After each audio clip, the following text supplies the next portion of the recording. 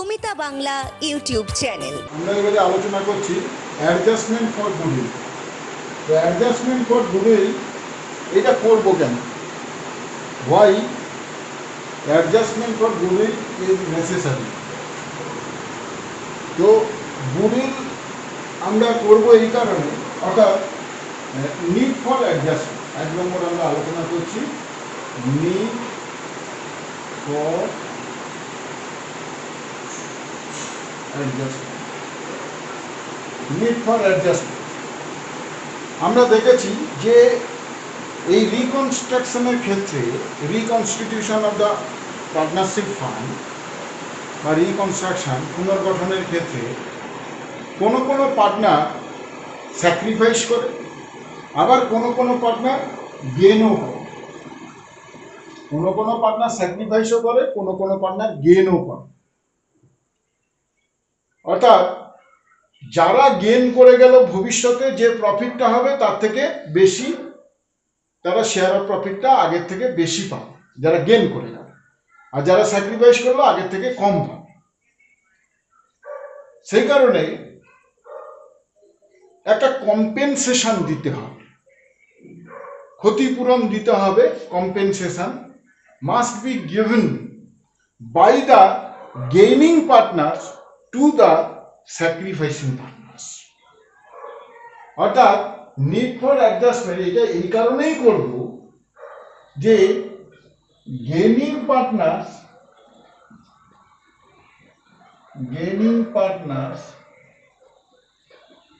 Must compensate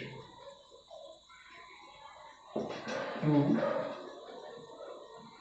sacrificing partner. Gaining partners must compensate to sacrificing partners. যে partner sacrifice করে যাবে তাকে gaining partner ক্ষতিপূরণ দেবে। এটার জন্য আমাদের অ্যাডজাস্টমেন্ট করা হয়। 2 নম্বর, এবারে আমি বলছি যে কম্পেনসেশন দিতে হবে। Compensation must be given by the gaining partners to the sacrificing partners. Compensate করতে হবে। এখন আমাদের এই অ্যামাউন্ট অফ কম্পেনসেশনটা কত হবে, how much the amount of compensation. কম্পেনসেশনটা কত দেবে, সে কত টাকা দেবে, গুডউইল বাবদ যা কিছু হবে সেটা আমাকে বলা হলো যে স্যাক্রিফাইসিং পার্টনারকে দিতে হবে, গেইনিং পার্টনার দেবে। ঠিক কথা, মানে হাউ মাচ, কতটা দেবে না। 1 নম্বর হচ্ছে অ্যামাউন্ট অফ কম্পেনসেশন কত হবে না, firm's goodwill, value of firm's goodwill, value of firm's goodwill into share of profit gained.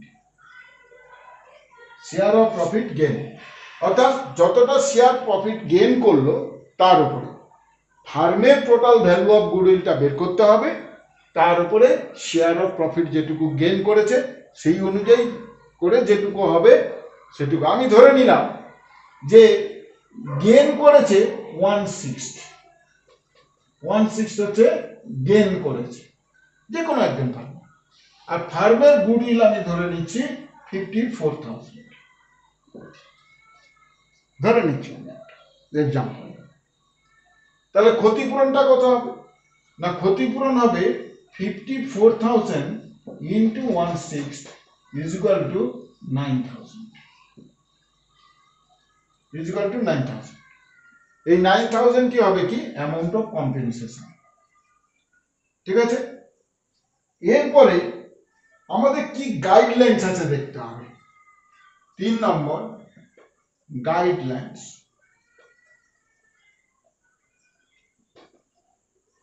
Accounting standard 26। Accounting standard 26 এ কি গাইডলাইন আছে সেটা আমাকে দেখতে হবে। না প্রথম আসছি আমরা যে self generated goodwill, self generated goodwill.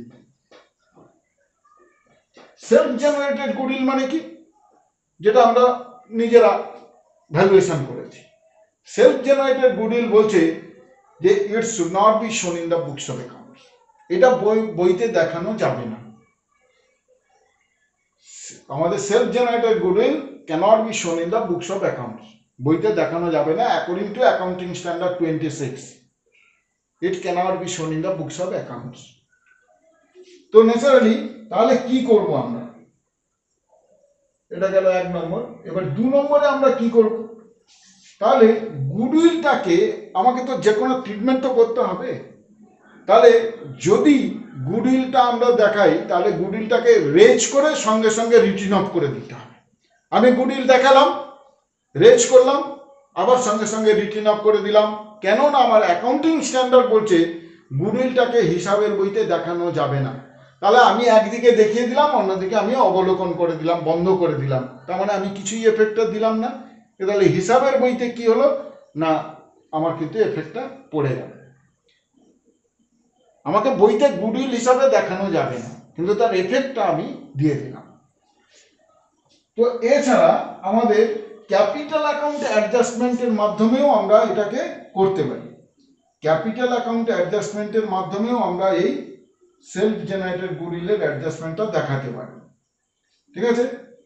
তো আমাদের কি কি করতে হবে সেটা আমরা আসছি অ্যাকাউন্টিং ট্রিটমেন্ট। নেক্সট আমরা 4 নম্বরে আসছি অ্যাকাউন্টিং ট্রিটমেন্ট।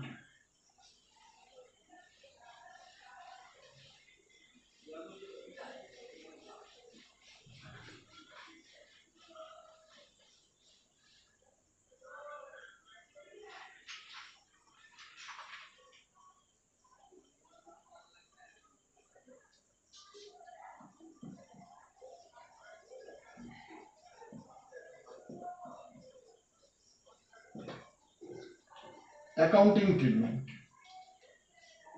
1 নম্বরে আমরা করব কি, যে calculate the share sacrificed and share gain. প্রথমে আমাদের কি করতে হবে? Calculation of share sacrificed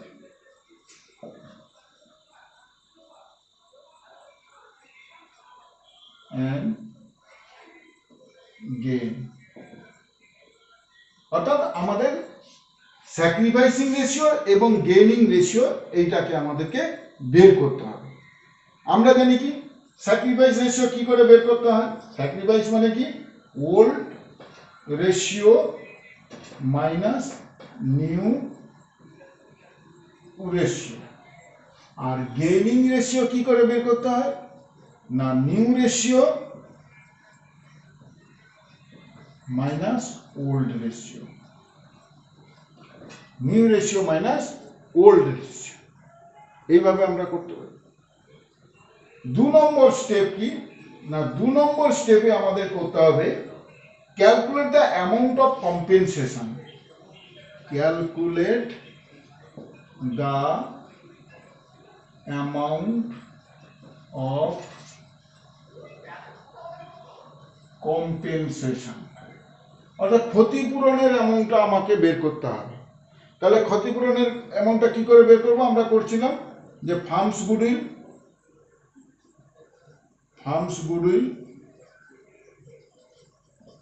into gaining ratio,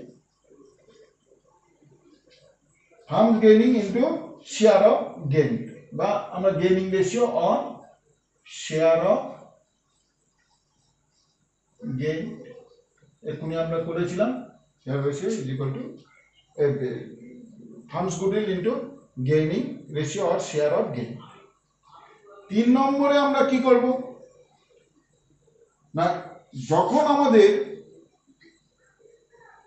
যদি কোনো ফার্মের গুডউইল যদি দেখতে পাই, আর ফার্মের বইতে দেখতে পাচ্ছি যে আমাদের গুডউইল আছে, আগে থেকে দেখতে পাচ্ছি গুডউইল আছে, এবারে আমরা রিকনস্ট্রাকশন করছি, তখন আমরা কি করব?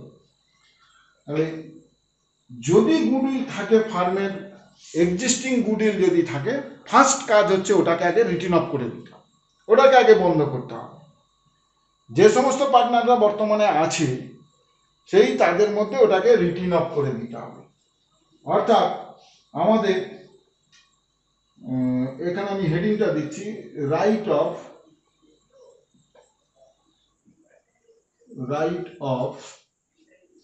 দ্য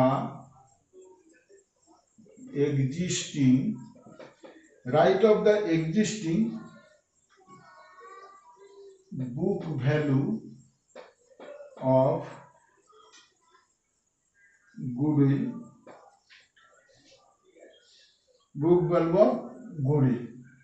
রাইট অফ করতে হবে। তাহলে জার্নাল এন্ট্রি কি হবে না, এক্সিস্টিং পার্টনার্স অ্যাকাউন্ট ডেবিট,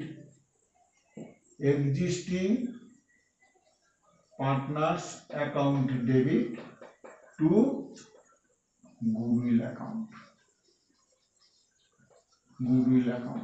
কোন রেশিও অনুযায়ী? ওল্ড রেশিও অনুযায়ী ওটাকে করতে হবে। ওল্ড রেশিও অনুযায়ী আমাদেরকে এটাকে রিটেন অফ করতে হবে। তাহলে existing partners capital account debit to goodwill account, existing partners capital account.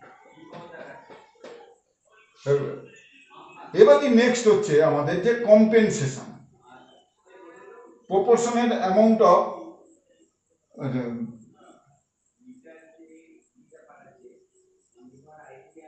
এবারই হচ্ছে step 4।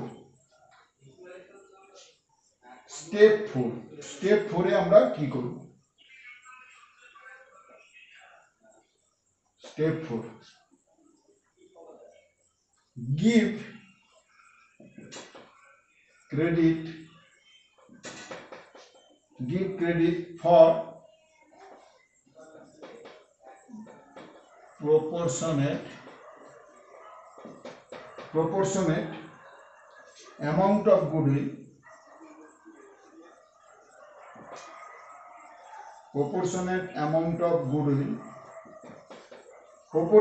amount of goodwill, to sacrificing partners,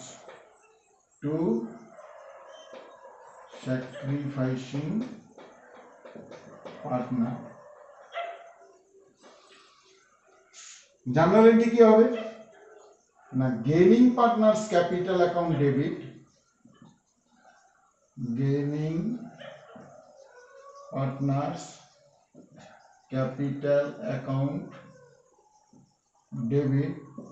two sacrificing partners capital account. Gaining partners capital account debit to sacrificing partners capital account, give credit to the proportionate amount of goodwill to sacrificing partner। ঠিক আছে, এই হচ্ছে আমাদের গুডউইলের treatment. Next আমাদের 3 নম্বরে কি ছিল না, 3 নম্বরে ছিল adjustment for revaluation of assets and liabilities. তাই কি?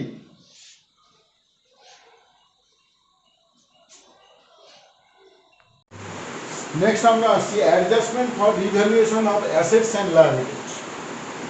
যখন আমরা প্রফিট শেয়ারিং রেশিওটা চেঞ্জ করছি, সেই চেঞ্জ করার মুহূর্ত পর্যন্ত যে সমস্ত অ্যাসেটস এবং লায়াবিলিটিজ আমার এই ফার্মের আছে, সেই সমস্ত অ্যাসেটস এবং লায়াবিলিটিসগুলোকে একবার পুনর্মূল্যায়ন করতে হবে। কারণ এতদিন পর্যন্ত যে ভ্যালুগুলো দেওয়া ছিল সেগুলো পুরনো রেশিও অনুযায়ী। এবারে যখন আমি নতুন করে ফার্মের রিকনস্ট্রাকশন করছি, তখন কিন্তু আমাদের সমস্ত অ্যাসেটস এবং লায়াবিলিটিসগুলোকে আমাকে আবার রিভ্যালুট করতে হবে। তাতে দেখা যাবে যে কোনো অ্যাসেটসের ভ্যালু, কারণ নতুনভাবে আমি ফার্মটা করছি, কিন্তু তার অস্তিত্বটা ঠিকভাবে বজায় রেখে।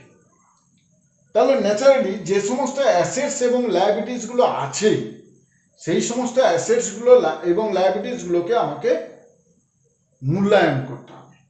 একবার মূল্যায়ন করা হয়েছে, আবার একবার মূল্যায়ন করছি, সেই জন্য এটাকে বলা হচ্ছে রিভ্যালুয়েশন, পুনর্মূল্যায়ন করতে হবে। তাতে কি হবে না, কোনো কোনো জিনিস জায়গায় দেখা যাবে কোনো অ্যাসেটসের ভ্যালু বেড়ে যাবে, কোনো কোনো অ্যাসেটসের ভ্যালু কমে যাবে। যাই হোক, আমরা আলোচনা করছি। এক নম্বরে হচ্ছে এই যে আমরা অ্যাসেটস রিভ্যালুয়েশন করব, এই রিভ্যালুয়েশন অ্যাকাউন্টটা কি? রিভ্যালুয়েশন অ্যাকাউন্ট আমরা করব কি, রিভ্যালুয়েশন অ্যাকাউন্ট। এই রিভ্যালুয়েশন অ্যাকাউন্টকে আরেকটা নাম আছে profit and loss adjustment account. Profit and loss adjustment account. এর নেচার অফ অ্যাকাউন্টটা কি? এটা হচ্ছে কিন্তু নমিনাল অ্যাকাউন্ট। নমিনাল অ্যাকাউন্ট আমরা জানি গোল্ডেন রুল অনুযায়ী যে তিনটে অ্যাকাউন্ট আছে, সেই তিনটের মধ্যে এটা হচ্ছে নমিনাল অ্যাকাউন্ট। এখানে ডেবিট সাইড এবং ক্রেডিট সাইড থাকে। এখানে আমাদের ডেবিট সাইড এবং ক্রেডিট সাইড থাকে, এবং এইখানে আমাদের জার্নাল এন্ট্রি, কোনো কোনো অ্যাসেটসের ভ্যালু বেড়ে যায়, আবার কোনো কোনো অ্যাসেটসের ভ্যালু কমে যায়। একই রকম ভাবে লায়াবিলিটিজের ভ্যালু বেড়ে যেতে পারে, লায়াবিলিটিজের ভ্যালু কমেও যেতে পারে। তাহলে এখন আমরা এটাকে কিভাবে হিসাবের বইতে দেখাবো সেটা আমরা দেখছি।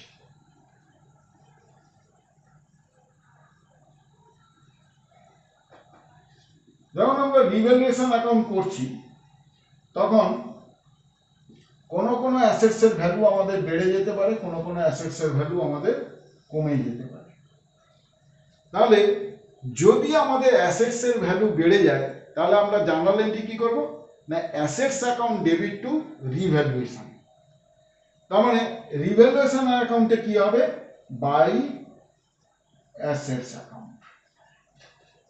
বাই অ্যাসেটস অ্যাকাউন্ট তার মানে কি, increase in the value of assets. Assets এর ভ্যালু যদি কমে যায়, revaluation account debit to assets account, এটা হচ্ছে ডিক্রিজ।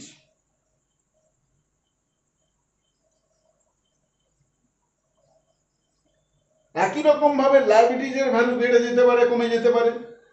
যদি লায়াবিলিটিজের ভ্যালু বেড়ে যায়, তাহলে টু লায়াবিলিটিজ, যা আইটেমের উপরে বাড়বে, সান্ডিকেটাস বেড়ে গেল তো সান্ডিকেটাস লিখবো। তো যাই হোক, তাহলে এটা হচ্ছে কি ইনক্রিজ যদি হয়, তাহলে ইনক্রিজ হয়ে গেলে জার্নাল এন্ট্রি হচ্ছে revaluation account debit two liabilities account. আবার যদি ডিক্রিজ হয়ে যায়, ডিক্রিজ হয়ে গেলে জার্নাল এন্ট্রি কি হবে না, revaluation account liabilities account debit to revaluation account, তাহলে বাই লায়াবিলিটিস, এটা হচ্ছে ডিক্রিজ। ডিক্রিজ হয়ে গেল। এবারে কোনো কোনো সময় দেখা যেতে পারে যে আমাদের যে অ্যাসেটস আছে বা লায়াবিলিটিস আছে, অনেক সময় কোনো কোনো অ্যাসেটস এর ভ্যালু হয়তো রেকর্ড করা হয়নি, বইতে ভুলে গেছি, আনরেকর্ডেড অ্যাসেট। তাহলে আনরেকর্ডেড অ্যাসেট আমি রিভ্যালুয়েশন করার সময় আমি দেখতে পাচ্ছি এই অ্যাসেটস একটা দেখা যাচ্ছে যেটা আমাদের হিসাবে দেখানো নেই, তাহলে সেটা আমাকে দেখাতে হবে, তাহলে বাই অ্যাসেটস করতে হবে, এটা হচ্ছে কি আনরেকর্ডেড অ্যাসেটস। আবার যদি লায়াবিলিটিস যদি এরকম আনরেকর্ডেড থাকে, তাহলে টু লায়াবিলিটিস আনরেকর্ডেড।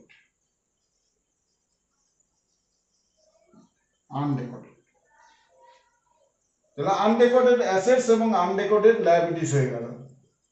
এইবারই আমরা রিভ্যালুয়েশনের প্রফিট হতে পারে অথবা লোকসান হতে পারে। অর্থাৎ যদি দেখা যায় যে এর ক্রেডিট সাইড বেশি এবং এর ডেবিট সাইড কম, তাহলে এইখানে অ্যামাউন্ট লাগবে। তাহলে এইদিকে যদি লাগে, তখন আমরা কি করব, revaluation account debit two partners capital account. Partners capital account, এটা কি ওল্ড রেশিও অনুযায়ী ভাগ করে দেবো। এক্স ওয়াই জেড এদের ওল্ড রেশিও অনুযায়ী ভাগ করবো, এটা যেন মনে থাকে।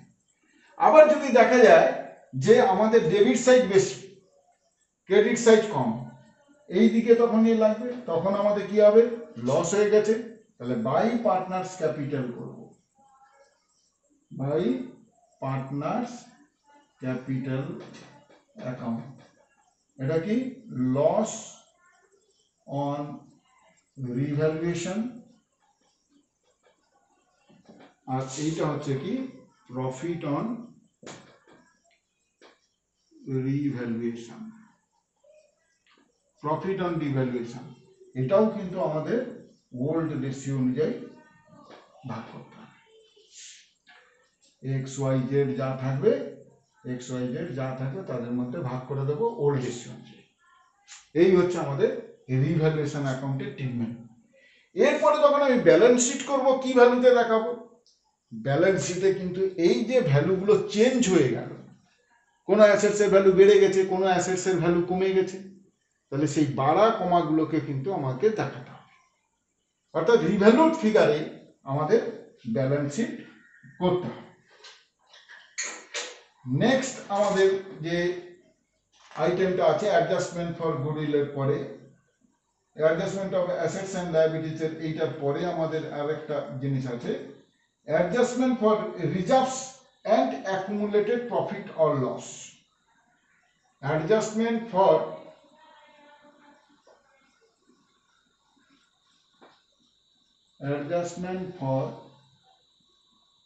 reserves and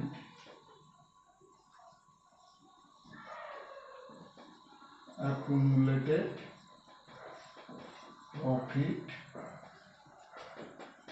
অথবা লস।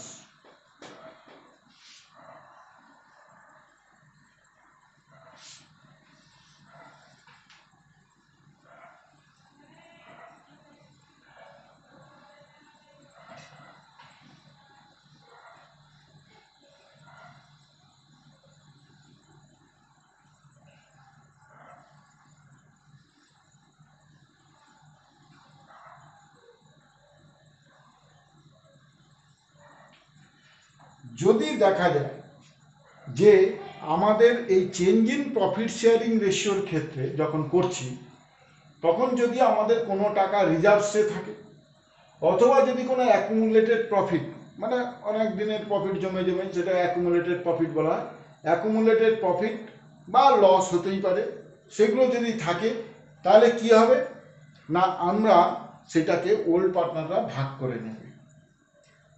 আমি একটা খুব গল্প বলি, বাড়িতে যদি ধরো 2-3 জন ভাই থাকে, তো তারা কি করবে, নতুন একজন, যখন আমি নতুন কেউ আসছে, পুরনো ভাইদের যদি কোনো খাওয়ার টাওয়ার থাকে সুন্দরভাবে, তারা কিন্তু আগে গিয়ে ওইটা খেয়ে নেবে। আগে ধরো সকালে বাবা প্রত্যেকের জন্য 5টা করে রসগোল্লা কিনেছেন, 3 ভাই আছে, 5×3 = 15টা।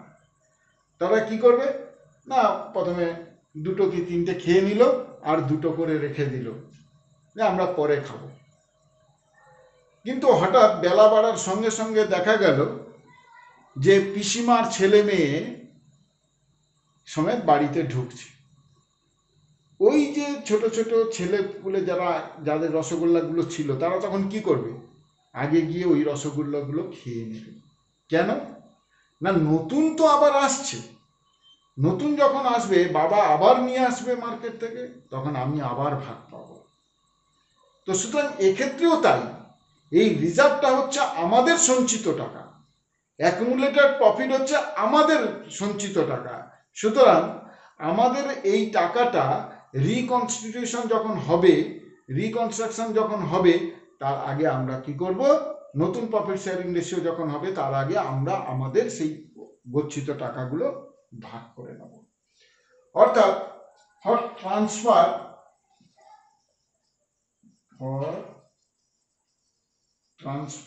Of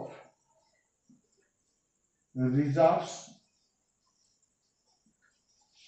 and accumulated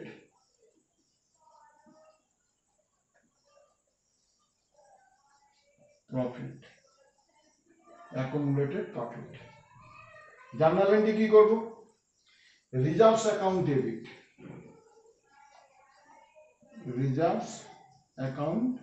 debit, রিজার্ভকে debit করবো কারণ রিজার্ভ তো ক্রেডিট ছিল, এবার রিজার্ভকে ডেবিট করতে হবে।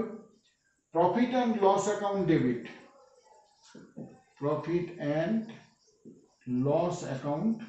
ডেবিট, আর কি রিজার্ভ সেন্টার অ্যাকুমুলেটেড প্রফিটের মধ্যে আর কি পড়ে, ওয়ার্কসম্যান কম্পেনসেশন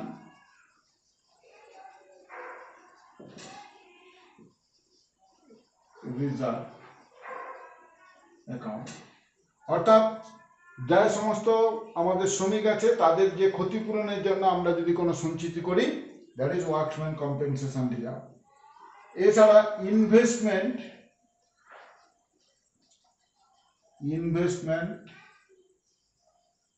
ফ্লাকচুয়েশন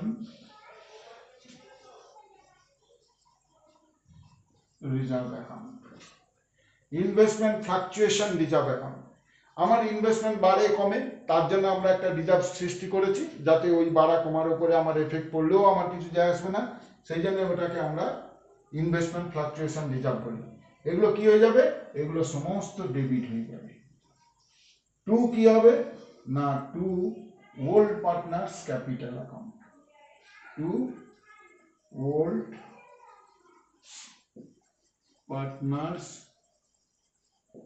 ক্যাপিটাল অথবা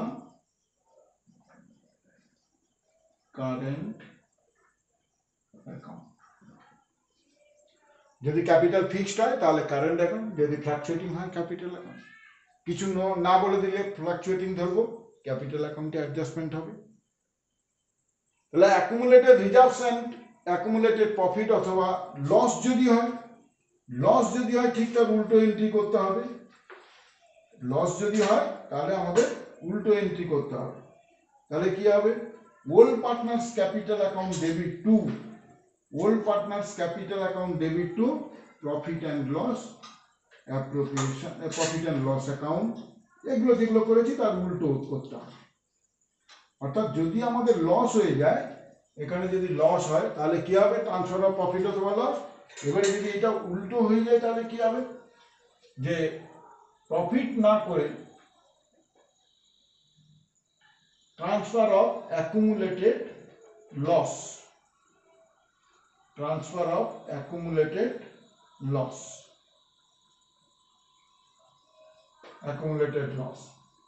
তখন জার্নাল এন্ট্রি কি হবে না, old partners capital account debit,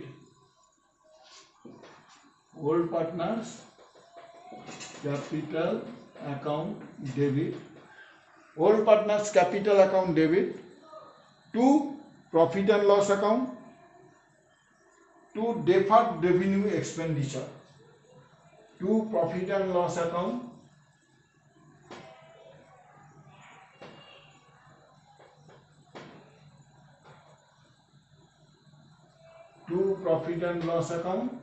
to deferred revenue expenditure। Deferred revenue expenditure আমরা করেছি ক্লাস 11-এ, যখন আমরা ব্যালেন্স শিট করতে গেছি, ওই যে অ্যাডভার্টাইজমেন্ট বাবদ অনেক টাকা আগে থেকে খরচ করে দিলাম, এই যে টাকাটা আমরা এতে নিয়ে যাই, ব্যালেন্স শিটে নিয়ে যাই ডেফার্ড রেভিনিউ এক্সপেন্ডিচার হিসাবে, সেই টাকাটা ডেফার্ড রেভিনিউ এক্সপেন্ডিচারকে ক্রেডিট করবো আর প্রফিট অ্যান্ড লস অ্যাকাউন্টকে ডেবিট করবো যদি সেটা অ্যাকুমুলেটেড লস হয়। Old partners capital account debit to profit and loss account to deferred revenue expenditure, এটা আমাদের ওল্ড রেশিও অনুযায়ী করতে হবে। ঠিক আছে,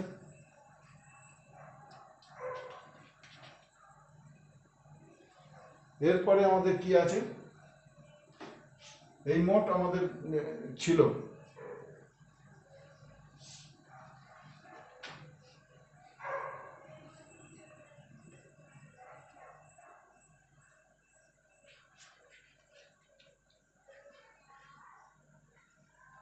তাহলে change in profit sharing ratio এই চ্যাপ্টারে এখানেই কমপ্লিট। এরপরে আমরা নেক্সট যে চ্যাপ্টার শুরু করব সেটা পরে আমরা শুরু করব। এখানেই আমরা এই চ্যাপ্টারে কমপ্লিট বলে ঘোষণা করছি। কমপ্লিট হয়ে গেল এই চ্যাপ্টার, ঠিক আছে।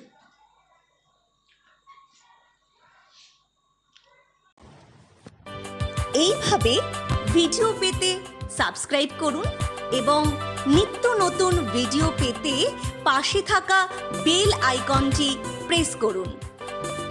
ভিডিওটি ভালো লাগলে অবশ্যই লাইক এবং শেয়ার করুন। ধন্যবাদ।